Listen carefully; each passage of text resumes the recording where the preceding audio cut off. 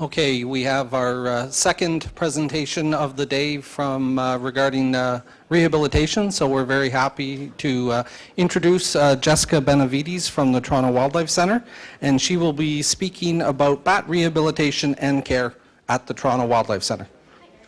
Jessica, take it away. Thank you.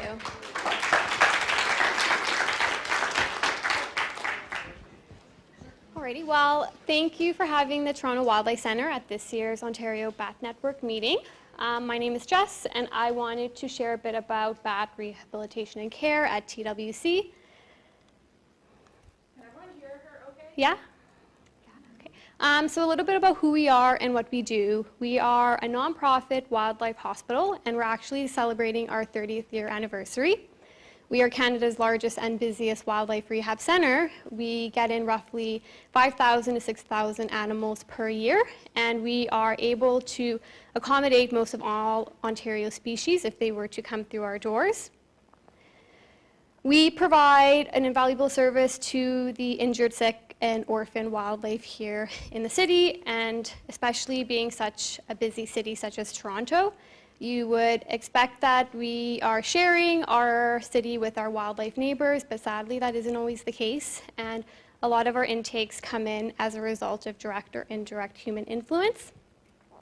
We're currently operating outside of Downsview Park, which is just north of the city core, but are slowly transitioning into our beautiful new property out at Rouge Park. The top photo is some of the compounds that we have currently built with enclosures, and we are already using it for outdoor caging.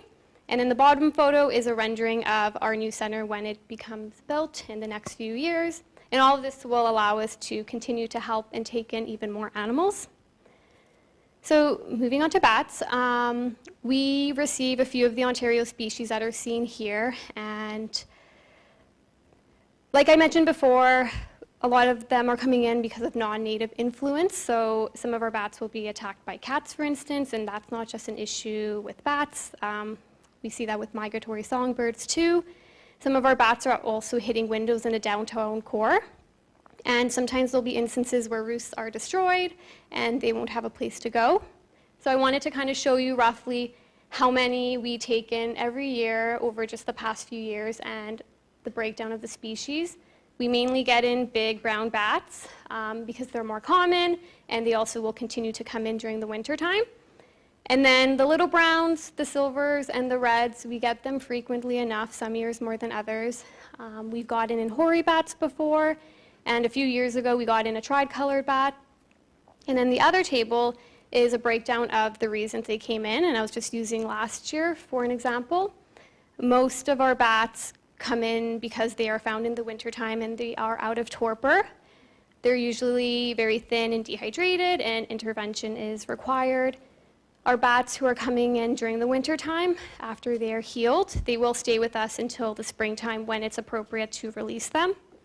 And then we get in a bunch who have major problems, so that can be significant fractures or wounds, and these are probably the bats who sadly, they may die shortly into care, or we have attempted a treatment plan and it may not be going very well. And then we have the ones who have minor problems. These are much better rehab candidates and they tend to do well with us. Some are NAF, which is just no abnormal findings, and they're usually back out the door fairly quickly. And then there's just always some other reasons. Like every year we seem to always get one that was found on a glue trap, for instance, or we'll sometimes even get some that are tested positive for rabies. And then when I had done the rough math, bats who are coming into our center and going to start a treatment plan, we had a roughly 70% success rate, which is kind of nice. So I wanted to break it down into how like an animal would come through our center. So it starts with like assessment, and then their husbandry, and then last would be release. When they come in through assessment, this is when we do a full exam to make sure that we can find anything that is wrong with them. So we are also checking their weights, their body conditions, their hydration. We'll sex them. We will check them head to toe for any of these wounds or fractures they may have. Sometimes when we get really young bats, we can age them based on like their teeth, if they have any milk teeth present. This was a really cool photo where we were able to shine a light and we could see joint space between the bones in the finger. And it's important for us to just have this information because if they're a young enough bat, maybe their diet needs to be modified so we can provide them with the appropriate nutrition. Yeah, so we also check all our bats for white nose syndrome if it's not very evident without the UV light. We wouldn't want to risk anyone we have in care already, so this is something we need to do. But since I've been working there and as long as I have known, I don't think we've ever had one come in with it. We also have the resources, fortunately, where we can take x-rays, which is a very helpful diagnostic tool. This bat has a femur fracture, which is probably a bit more evident, but if their rib or their collarbone is fractured, that'd be really hard and challenging for us to feel that on such a small animal. So having x-rays is a very helpful tool. X-rays can also help us confirm if a bat is pregnant. This was a red bat who had 3 pups. We also have a full-time veterinary department where we can anesthetize an animal and perform a procedure on them if need be, and we know we can do so safely. This was a silver hair who had broken its radius or its ulna, and we were able to splint it while it was asleep, which is much more ideal because if you try to do that on an animal who's awake, it's probably very painful, and you may not be able to put that splint on properly. And you know, with the healing of a fracture, one of the key things is you want good alignment. So the fact that we can have surgery and we can do this with them, it just means a better outcome. So then once we have figured out anything that could be wrong with them, we put together their treatment plan and their care plan. If they need pain meds or antibiotics or fluids, we'll start them on a course. And then their care plan will just go over their diet, their weighing, and their cleaning schedule. Once all of this is done and now they are a patient in our hospital receiving care, the next thing we want to do is provide appropriate husbandry. Our bat setups end up being quite simple, and they do well with it. And mind you, we mainly get in the big browns, but it's just a pop-up mesh insect tent. We drape a little tea towel, and the bats like to nestle between it, and then they just will come down to their food or their water dish. We will then house multiple of them beside one another, and then we will further place the shelving unit in a humidor, just so we can make sure we're meeting any humidity requirements. So right now, because it's winter time, our bats will come in, they probably have a wound or they're thin, so they'll just be in a warm humidor while they heal. And then once everything is good, and because we can't release them yet, we just put them into torpor, so a cold humidor, just so it's a bit less work on us because it's we're really busy as a rehab center, and then we can also be more hands-off with them. And then come spring, we're going to actually be waking up our bats soon, probably next month. And then in the summertime, they're just always in a warm humidor. When we get some of the other species in, like the reds or the silvers, we try to modify their enclosures a little bit because we find that with these species, they're a little bit more particular. So if we can make it more natural for them, then that means they may be less stressed, and an animal that is less stressed is an animal who is eating better with us or healing better. Our diet just ends up being a variety of commercially bought inverts, so mealworms, waxworms, phoenix worms, and in the summertime we'll go out and catch the moths if it's feasible. And then our feeding methods end up being like a hand feed, and then we gradually try to get them to feed on their own just so we don't have to interact with them as much. So this is a brown bat who has figured out how to come down and eat his worms. It's usually a process. We just kind of slowly show them where the worms are coming from, and they pick up on it quite quickly. This would be an instance of us hand feeding a bat, so we just bring the worms to their face. And then we even get to a point where we do this while they're hanging in the tent, and then, like I mentioned, slowly they'll just figure out where the dish is. If they're not coming down to eat on their own yet, they're probably not coming down to drink on their own yet, so then we'll also hand feed them some water just to make sure they're staying hydrated. And then our last thing is release.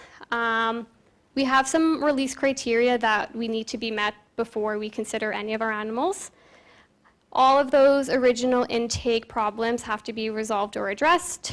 The weight and body conditions need to be at a good spot for that individual and the species. and they have to be capable of flight. So living in such a small space for a long period of time, especially if they're in care longer, they're going to decondition a bit, so we just want to ensure that they can sustain some flight for release so they are successful. And now that it's winter time, coming spring, for our torpor bats, we're going to make sure that the temperatures are at a place where we know that diet is available. And usually a good rule of thumb is when the other bats are out and about, it's probably a good time for ours to start going. So I wanted to show you a video of how we fly our bats. We have this hallway space that's quite nice to use, and we'll use a scoring system as we fly them. And if they score well, then they meet that flight criteria. And if they score poorly, we'll just work with them a bit longer. We'll exercise them just to get them to that point. And then they're approved for release. So we release them according to MNR policies, which is within 1 kilometer of where they were found. And it's always a continuous effort to set up all of our patients for success. So we're going to wait for a good weather window. If it's raining the next couple days, it doesn't really allow that individual to get their bearings. It's a disadvantage for any wild animal in captivity to spend time with us. You never know if their shelter or their food sources are compromised. So rather, if the next couple days are sunny and warm, that's going to be much better for that bat to get its bearings. And then I just had one last video of a bat release, which is probably one of the most rewarding parts working in wildlife rehab. Yeah, and thank you for listening to what I had to share. Does anyone have any questions?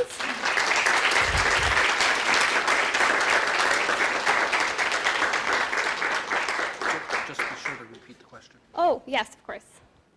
Hi. I was just curious, you talked about the criteria for release, and I know with some larger mammals and stuff, they do blood tests, things like that. Do you ever test them with flying prey to see how well they're able to, get that food on their own other than just a dish? Yeah, so the question was live prey testing, I guess before release.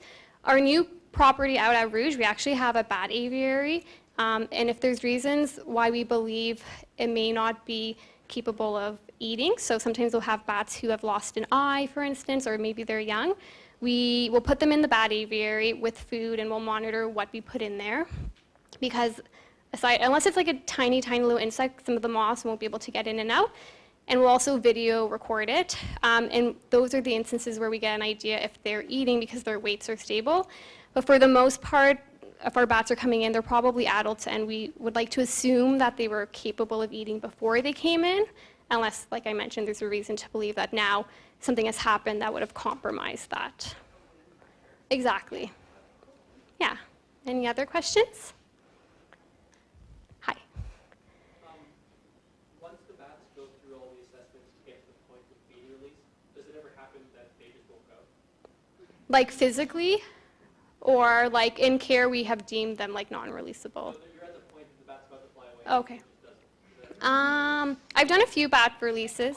Okay. The question is that once we get to the release site and as we're about to release the bat, are there instances where it doesn't go? So we have a rescue and release team, and for the most part, that's on their end, but I've done a few bat releases, and usually once you are outside, and at least what I found is they're very eager, and I guess they understand that they're out in nature and something's about to happen. So for me, they've always just flown away, but I think there's been circumstances where they just sit there and sometimes they flutter to the ground, and at that point we'll assess do they need to come back in, and maybe we have to fly them again, but usually we give them a few opportunities. We'll have a slightly open space that we try to release them so that if they kind of don't make it far, we can recapture them. But I guess that's it's like a case-by-case scenario, so I think if it does happen, something is done along the way to mitigate it. Does that answer your question, kind of? Okay.